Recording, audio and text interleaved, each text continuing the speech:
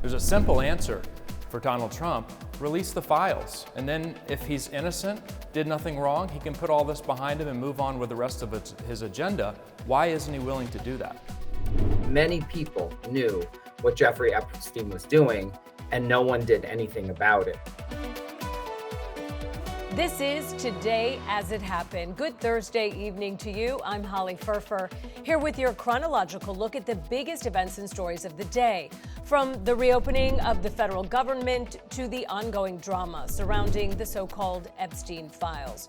But first, a month into the fragile ceasefire between Israel and Hamas, our correspondent in Tel Aviv gave us a look at President Donald Trump's letter calling for a pardon of Israeli Prime Minister Benjamin Netanyahu.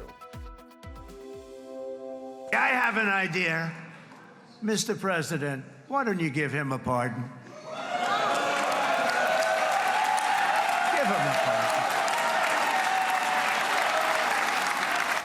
That was President Trump back in October while addressing the Knesset. He suggested Israeli President Isaac Herzog pardon his friend and Israeli Prime Minister Benjamin Netanyahu. And on Wednesday, the U.S. president sent a letter to Herzog's office formally requesting that pardon. Scripps News international correspondent Blake Sifton is in Tel Aviv with more on this. And Blake, can you bring us up to speed on Netanyahu's case and the president's letter to them? Good morning, Holly. Prime Minister Netanyahu has been on trial for 5 years now on charges of bribery, breach of public trust, and fraud in 3 separate cases. And they all stem from allegations that he traded favors with wealthy political supporters. He is the first and only sitting prime minister to go on trial in Israel's history. He does deny all allegations against him. He says that they are politically motivated. He's called the entire thing a political witch hunt orchestrated by the judiciary as well as the police and the media. Now, in his letter to President Herzog, President Trump said, "I hereby call on you to fully pardon Benjamin Netanyahu, who has been a formidable and decisive wartime prime minister." He also celebrated Netanyahu's role in the Abraham Accords. And President Trump said that while he respects the independence of Israel's justice system, he has called the charges against Netanyahu political and unjustified. Now, in his response to President Trump's letter, President Herzog was very polite. He said that he holds President Trump in high regard and he is very thankful to him for the support he has given Israel. But he pointed out that anyone seeking a pardon needs to follow the proper procedures and initiate a formal request. So, Blake, what's the reaction been, though, to President Trump's letter by the citizens of Israel and other elected officials? Well, we've had reaction from across the political spectrum. Of course, Prime Minister Netanyahu was very thankful for this request. He said, as usual, you get it right and to the point and call it like it is. We also heard from far-right National Security Minister Itamar Ben-Gvir, a key ally of Prime Minister Netanyahu. He has called these charges against him disgraceful, and he called on President Herzog to heed President Trump's call to drop those charges. But not everyone is happy about this letter. We've heard from Yair Golan. He's the head of the left-wing Democrat Party, and he has said Netanyahu claims that there was nothing to the accusations, but at the same time, he's begging President Trump to get him a pardon. And we've also heard from Yair Lapid, the head of the official opposition. He's gone a step further. He said, there comes a moment when people must tell themselves, we must say no to an American president. We are a sovereign country. There's a limit to interference. Holly? And now let's take a look at some of our other top headlines of the day. 1 in 4 U.S. households is living paycheck to paycheck and struggling to get by. That's according to a new Bank of America Institute analysis. The bank's researchers analyzed internal data from millions of consumers and found about a quarter of households spend more than 95% of their income on necessities like groceries, housing, gas, childcare, and utilities. The report highlights what economists call a K-shaped economy, where affluent Americans are faring far better than those at the bottom. The FAA says flight cuts at 40 major U.S. airports will remain at 6% instead of rising to 10% because more air traffic controllers are returning to work. The flight restrictions were put in place during the record-long government shutdown as unpaid air traffic controllers began calling out of work. citing stress and the need for second jobs. Since the restrictions took effect Friday, more than 10,100 flights have been canceled, according to FlightAware. The FAA says the 6% limit will stay in place while officials assess whether the air traffic system can safely return to normal operations. And so just when will things get back to normal now that the shutdown is over? Scripps News Group correspondent Mary O'Connell has an idea. This government shutdown has impacted so many aspects of people's lives, and I took your questions specifically on SNAP benefits and travel to the experts to get an idea of how soon things will get back on track. Days turn to weeks as some families have had to make hard decisions to get by during the shutdown. When you are a mom trying to plan meals, you know how to survive. Today it's like, honestly, put gas in my car or go get something to eat. You know, I don't have the money to do both. Those are a few of the voices I've listened to recently of people who receive SNAP benefits. Florida, it serves just over 3 million people. So it really is the difference between putting food on the table and not being able to put food on the table. But when the shutdown ends, when should SNAP recipients expect their benefits will be restored? I asked Crystal Fitzsimons with the Food Research and Action Center, a national anti-hunger organization. It could go really quickly. It could take a few days in states, but our hope is that states will be ready to move on this as soon as the government reopens. I also reached out to the USDA, and a spokesperson told me upon the government reopening, it'll be within 24 hours for most states. From food to flights, we've watched as airports across the country have been hit with delays and cancellations. How quickly do we anticipate for consumers travel to bounce back when the government shutdown ends? We want travelers to be aware that this is not going to be a quick fix in terms of not seeing any disruptions or flights being added back to the schedule. This is going to be a gradual increase. From the information that we know from the FAA, it's likely we're going to see the reductions start to be then reduced gradually. I sat down with travel expert Katie Nastro, who pointed out there's a 2-week runway until Thanksgiving. We're cautiously optimistic there that we should see fewer disruptions across the Thanksgiving week, but anything can happen. Coming up on Today As It Happened. Scripps News continues to investigate secretive private companies operating ICE detention centers all over the country, including here in El Paso. Ahead, what we're learning from detainees about life on the inside.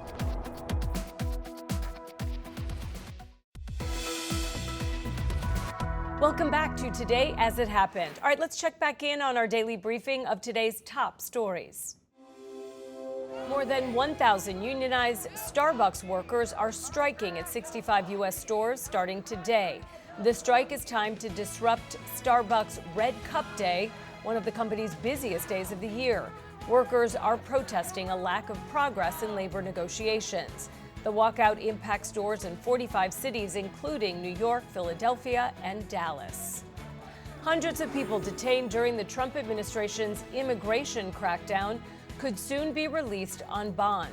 U.S. District Judge Jeffrey Cummings in Chicago said he would order the full release of 13 detained individuals based on a 2022 consent decree.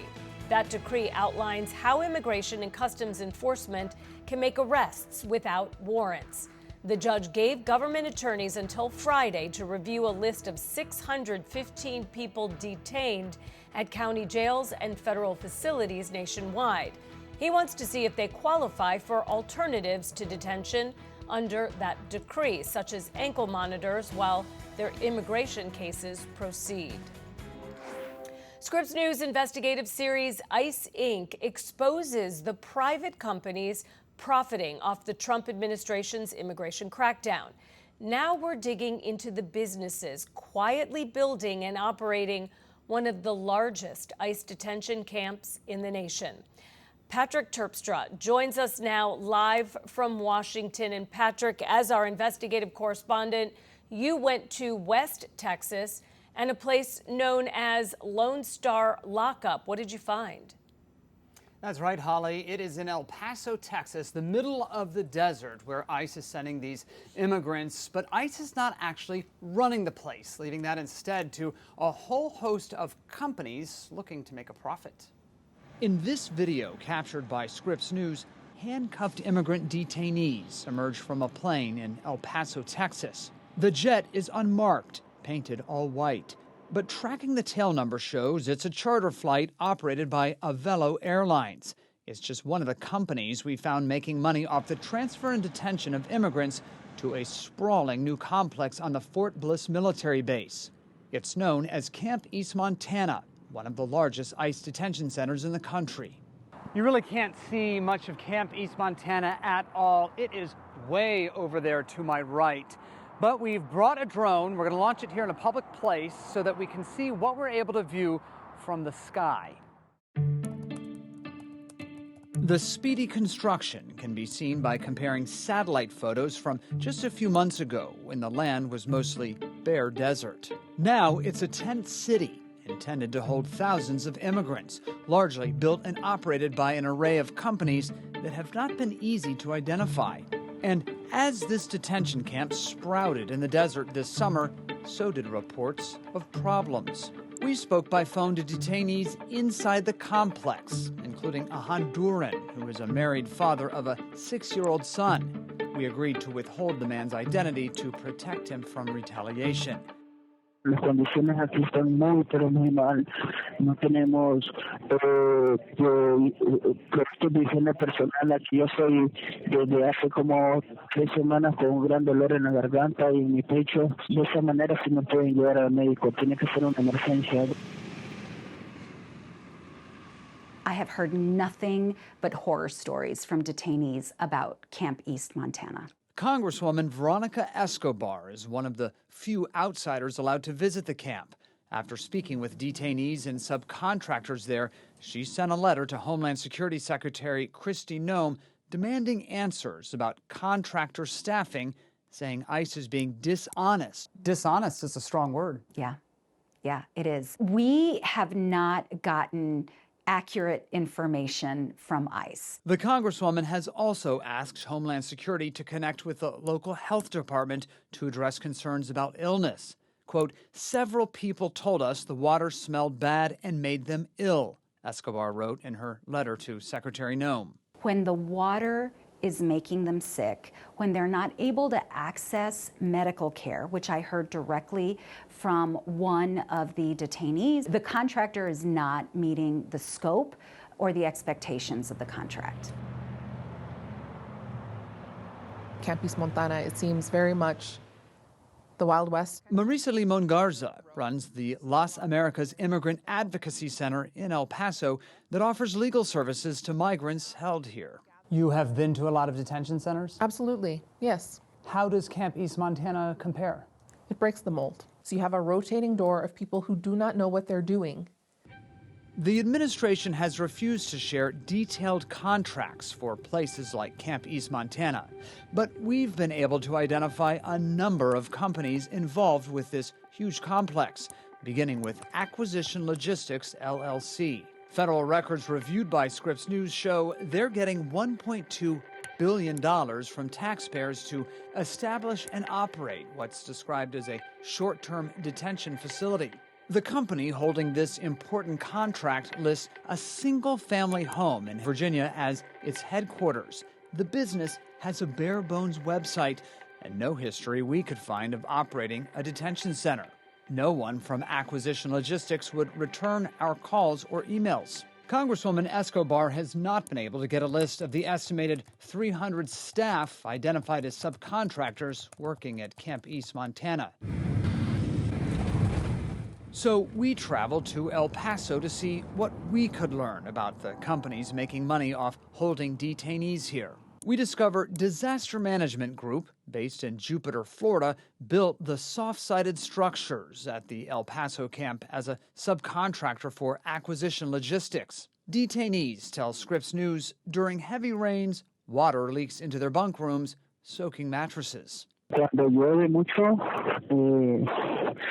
Hay muchas camas que se mojan, está mucha agua. Hay una tormenta de agua, se mojan todas las camas de arriba, las personas de arriba son las más perjudicadas. Disaster Management Group did not answer our questions about why these tents would already be leaking. An employee working for Disaster Management Group died in July at the camp in a workplace incident, now under investigation by OSHA. And last year, the Labor Department said the company and its contractors violated federal law for failing to pay full wages and benefits to workers at a New Jersey military base. It really comes down to how these contracts were awarded and how these people are being trained, and it doesn't seem to matter. Congresswoman Escobar says a lack of transparency at the camp makes accountability impossible. Frankly, the agency should be providing oversight over its contractors, but that's not happening adequately. The American taxpayer is paying billions of dollars to these contractors who very likely are not holding up their end of the bargain. Secretary Noem has not responded to the Congresswoman's letter. DHS did not answer our questions about contractors at the camp, but sent us a statement that said, in part, any claim that there are inhumane conditions at ICE detention centers are categorically false. Ensuring the safety, security, and well-being of individuals in our custody is a top priority at ICE. Congress has allocated billions of taxpayer dollars to open more ICE detention centers like the one in El Paso. What do you think when you hear that Camp East Montana is supposed to be the model for more detention centers to come? As an El Pasoan, I cannot in good conscience sleep well knowing that 3,000 people down the road in a residential area are in horrible conditions. And that deportation flight that we saw, immigrants coming off that white plane, those flights happen all the time. And contracting documents that we reviewed show the plan is to grow Lone Star Lockup, Camp East Montana, to 5,000 detainees capacity, which would make it the largest ICE detention center in the country, Holly. Wow, this whole thing is just shocking. All right, so Patrick, what happens to these thousands of detainees? Do they have any way to speed up how long they're in detention? Not really. They sit and wait. And they essentially are supposed to be there for 2 weeks or less, according to the government. But we found lots of them are spending months and months there. And then they essentially have two options. They can either self-deport, in some cases leave family back here in the United States, or they can wait for their day in immigration court. But of course, those courts are overwhelmed, and that process can take months and months. And Patrick, you've been investigating private detention centers like this all year. So how are they different from those locations that are actually run by ICE? Well, ICE, Customs Border Patrol, they know exactly how to detain immigrants, and they have been doing this for many years.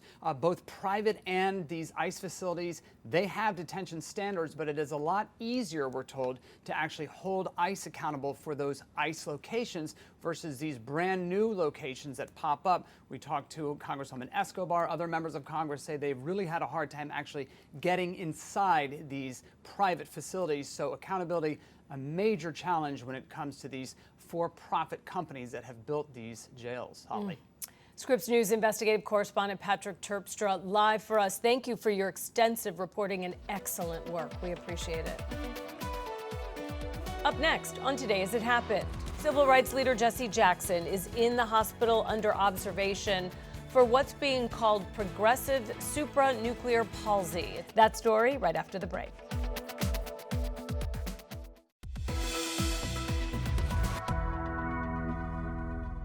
Civil rights leader Jesse Jackson is in the hospital under observation for what's being called progressive supranuclear palsy. It's a neurodegenerative condition that he was diagnosed with last year. The Rainbow Push Coalition says the 84-year-old has been dealing with symptoms of the disease for more than a decade. This condition often causes balance issues and an inability to aim the eyes properly. But the exact nature of his current hospitalization is not known.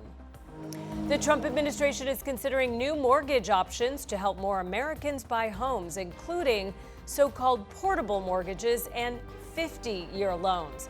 Federal Housing Finance Agency Director Bill Pulte announced Wednesday that his agency is exploring portable mortgages. These would let homeowners transfer their existing mortgage to a new house instead of getting a brand new loan. President Trump also teased the idea of 50-year mortgages, saying they would lower monthly payments by spreading costs over a longer time period. But critics say longer mortgages would cost borrowers hundreds of thousands more in total interest payments and slow their ability to build equity. They're calling 50-year loans a mortgage for life. 3, 2, 1.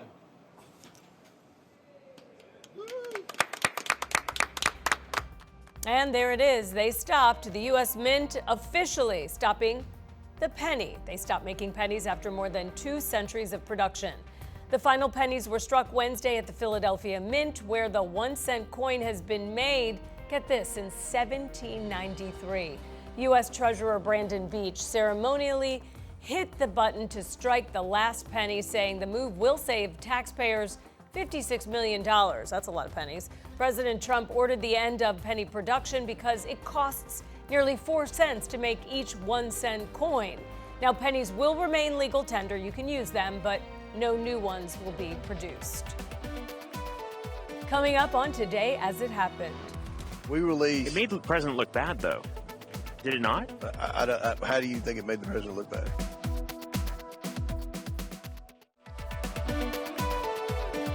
You're watching Today As It Happened, Scripps News rundown of the biggest events and stories of the day. So let's jump right in. Our long national nightmare is over. Those words from House Speaker Mike Johnson. For 43 days, federal workers did their jobs without pay, or they were told they wouldn't be paid. Air traffic almost ground to a halt, and SNAP recipients went hungry. President Trump signing the government funding bill last night. The bill now funds the government through January 30th. It also includes protections for federal workers. And that's when the Washington blame game began. Homeland Security Secretary Kristi Noem has announced a $10,000 bonus for TSA agents who continue to work during the shutdown. Several thousand agents who received high performance marks will get the bonuses. President Trump saying he wanted the same for air traffic controllers. The House set to vote next week on a bill forcing the Justice Department to release the Jeffrey Epstein files. Congresswoman Adelita Grajova became the 218th signature on a discharge petition to force that vote, doing so right after being sworn in. Earlier in the day, a House committee released thousands of pages of emails, some of which made direct reference to Donald Trump. Scripps News national correspondent Alex Miller is live in New York right now. And Alex, the president has long said he hadn't talked to Jeffrey Epstein in years, but the emails that you've been looking at throw that statement into question. What have you learned? Well, Del, there are multiple emails that we have seen from the time that Donald Trump was running for office, while he was about to be inaugurating and spending time here in New York City, and during his first administration, that we have been following specifically, that we picked out from these 23,000 documents that were dropped yesterday. I want to go through some of these emails with you. There is one email in particular that a person whose entire email has been redacted says that that person doesn't want to come early to find Trump in their house. Another email talks about Jeffrey Epstein. Well, let's just say, in many of these emails, I should say, Jeffrey Epstein doesn't use punctuation. So if you look at this email in particular, it says, all good with Trump, lots of opportunity. Depending on where your punctuation is in that email, it could mean a lot of different things, but the person he's corresponding with says where, and he says New York. And we looked into where Trump most likely was on that day, and he was in New York the day before and in the day after. Looking at this email, it says Trump is on the phone today. So it's unclear during these exchanges, you can see they're from September 2017, whether Trump was having discussions directly with Jeffrey Epstein or whether there's information coming, directly from the White House, directly from a close Trump confidant to give Jeffrey Epstein that inside information there. There's also another email that shows that he potentially was with him in November of 2017 while he was in office. There's a question about who else is down there in Palm Beach, and Jeffrey Epstein responds with a number of names, including Trump's name. Now, there is, a lot to be taken from all of this, including that there is a question about whether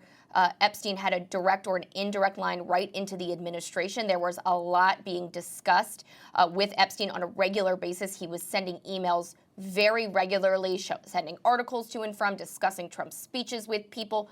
But there was a handful of emails that we saw that indicate that he might have had actually more information behind closed doors. One email in particular came about a month before President Trump met directly with Russian President Vladimir Putin. And in that email, he suggests that Sergei Lavrov, the Russian foreign minister, could get insight on Trump by talking directly to Epstein himself. This is something that he suggests to a European leader.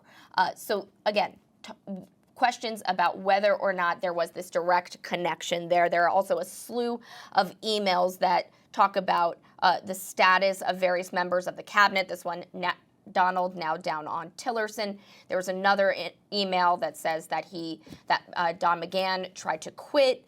There's another email that suggests he's trying to learn what the details are about the Trump-Xi meeting. So all of these kinds of things, you know, when you look at the dates, beg the question about what kind of relationship existed during that first Trump administration. Alex, when you look at the emails and also from the victim standpoint, when you look at the photographs, you have to ask yourself, did no one see what was going on? And another thing, the two had been friends for at least decades. You found that some of these emails show that Epstein really did not think that highly of the president.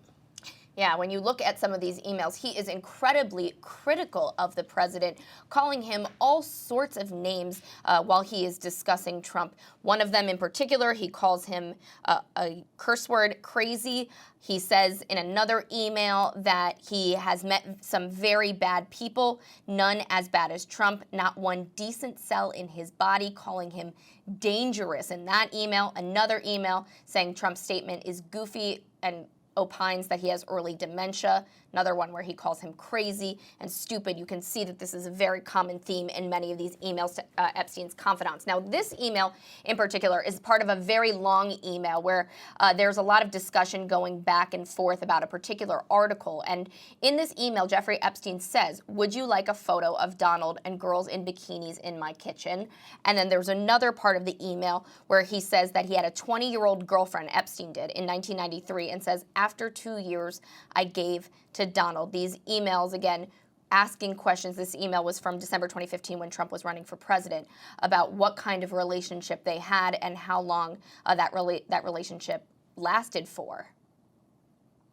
Girls are not chattel. How are the reactors, or survivors reacting? Well, some of them are reacting pretty strongly to this. Annie Farmer, one of his more outspoken survivors, put out a statement talking about this specifically, being actually critical of the dump in some ways, saying that the more information that comes out about Jeffrey Epstein, the more questions we are left with. Survivors deserve more than a trickle of information. She goes on to say that there's an estimated 1,000 women and girls, Dell, who were harmed by Epstein. She says his associates. She says they deserve full transparency, as do the American people. So we are likely going to hear more from those survivors, particularly as we get closer to this congressional vote. Scripps News national correspondent Alex Miller live for us in New York. Alex, thank you very much and keep us posted. Now, the Epstein files have produced something that rarely happens in Washington, bipartisan curiosity. Both Republicans and Democrats now saying they want to see the files released, all of them. And that has led to a pressure campaign from the White House itself. Our congressional correspondent, Nathaniel Reed, joins us now. And if you would, describe the politics behind the release of these emails, because that's something that's generating a lot of controversy as well. Yeah, it's pretty fascinating, Del. I mean, when you look at the way that these emails were released, yesterday we saw Democrats kind of flag all of these emails involving President Trump and Jeffrey Epstein, but not necessarily talking about the kind of larger context of these emails. Republicans putting out far more emails later in the day. I caught up with the chairman of the House Oversight Committee, Congressman Jamie Comer, to ask him if in any way he was caught flat-footed in a way by the release of these emails by committee Democrats. Take a listen. The Democrats' decision to release those emails earlier today, was that embarrassing to your committee? We put everything on the website. They released one email or two emails. We released. It made the president look bad, though. Did it not? How do you think it made the president look bad? Just insinuating the president had deeper ties than previously thought to Jeffrey Epstein. I think everything that was released has already been out there. What the Democrats did, they released something and they tried to imply that it was a victim when the email wasn't redacted. They tried to redact it and say, this is a victim that he was with a lot of times, and the victim, the actual email we posted on the website wasn't redacted. It was the Virginia, and she's already said under oath that Trump was never involved. She never saw Trump involved in anything. And Del, I think what's most fascinating about all of this is that these files, as you and I were just talking about a moment ago, came from Jeffrey Epstein's estate. Right. These are things that the committee had requested, subpoenaed for, asked for those files, and maybe not subpoenaed, but sent a formal request for those files. So we're continuing to learn more files that the FBI, we can only assume, may have had access to if they had some sort of warrant to review his emails. But really, there is so much here that we are just now getting an idea about, and Democrats clearly see this as an opportunity to try and, embarrass, in some ways, President Donald Trump. As you just heard the chairman of the House Oversight Committee say there, he believes the Democrats worked through those emails, cherry-picked them, possibly changed some of the redacted some of the names conveniently to make the president seem culpable. What's interesting here is, of everyone I've spoken with on Capitol Hill, Republican-wise, who wants these Epstein files out, or is even in the slightest bit involved in any of the efforts to get the files released, many of them, including the ones who are supporting this kind of rogue petition somewhat against the White House's wishes, do not believe that President Trump is implicated in these files. They think that the files could implicate people close to President Donald Trump, or the disclosure of the documents in these files could embarrass the president because of his allies and friends and fellow fundraisers. But they don't necessarily believe that President Trump did anything that would be captured in these files or would be directly affected by these files. The line I've heard from Republicans over and over and over again on Capitol Hill, Del, is if there was something damaging about President Trump in these files, it would have been released during the 2024 presidential campaign when Joe Biden was in the White House. Now that the bill is coming up, the discharge position is coming up for a vote, is it going to pass the House? It's interesting. It has the support, it has the 218 vote majority that it would need to pass the House of Representatives. So obviously, members could change their mind, vote against it, especially if the White House pressures them to vote one way or the other, which, is something we reported on throughout the day today and yesterday. But I spoke yesterday with Congressman Thomas Massie, the Republican from Kentucky. He's frequently drawn the ire of President Trump, not just for the Epstein files, but for his frequent no votes on elements of the president's agenda over concerns about increased spending. He's a libertarian, so does not necessarily see eye to eye with his Republican colleagues always. He predicted to reporters yesterday and to me that he thinks that actually more Republicans than the ones who supported this 218 vote discharge petition could support the release of these files. Take a listen to his reasoning here. President Trump has already said that he would primary you. He's supporting a primary challenger. Why would your colleagues in the House of Representatives open themselves up to primary challenges by supporting that bill to release the Epstein files if President Trump does agree to come after them? This vote will last longer than the president will be in office. They'll be accountable for this vote in 2028. They'll be accountable for this vote in 2030.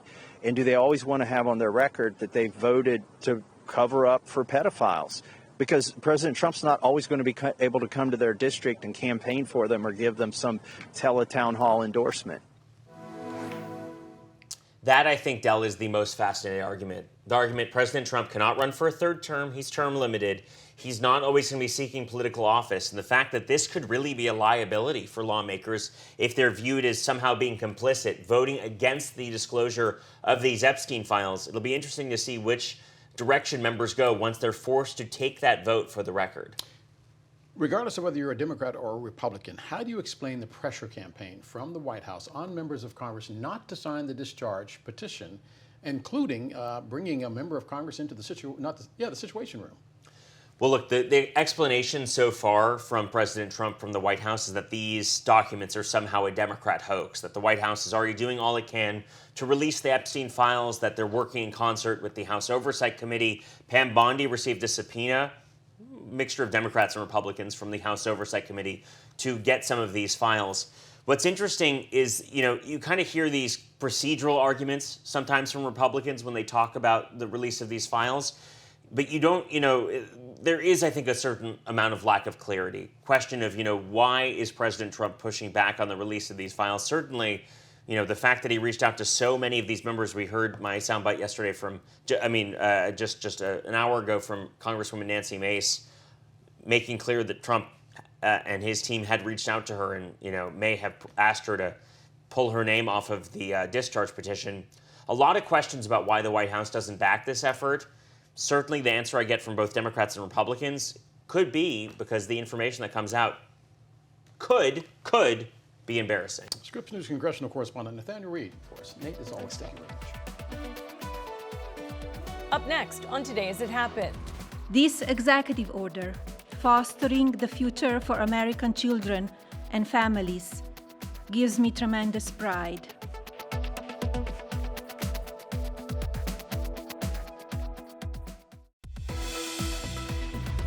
Welcome back to Today As It Happened. I'm Holly Furfer.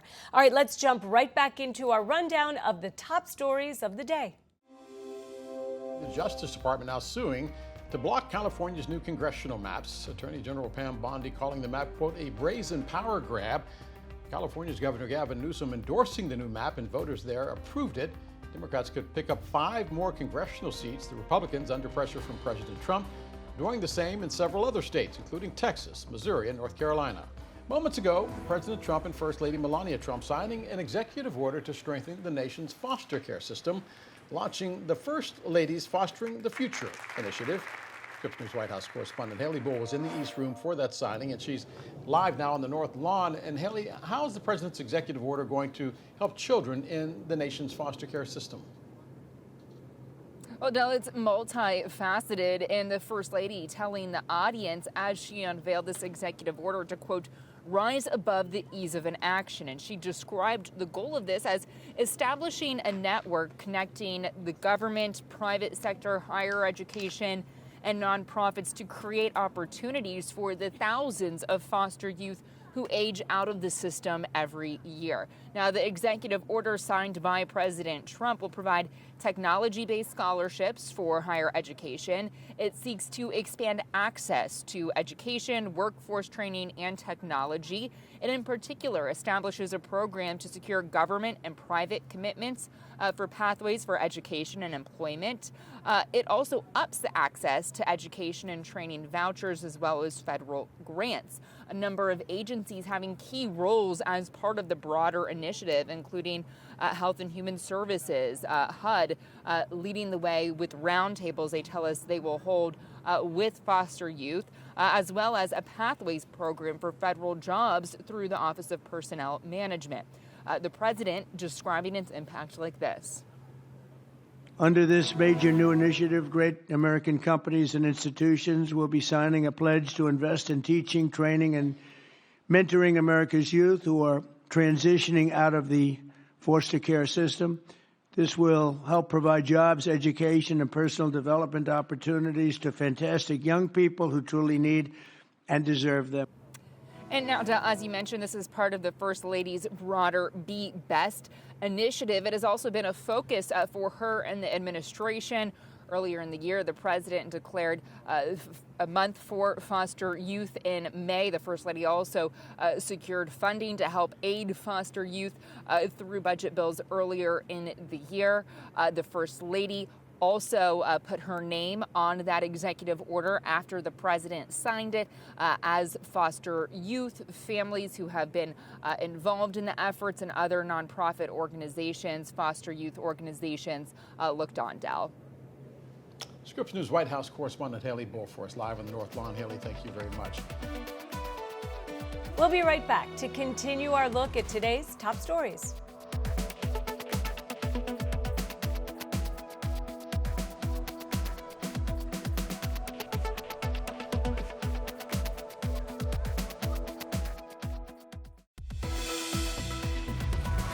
We're glad you're back with Today As It Happened. I'm Holly Furfer here with your daily rundown of today's top stories. Good news for your 401k.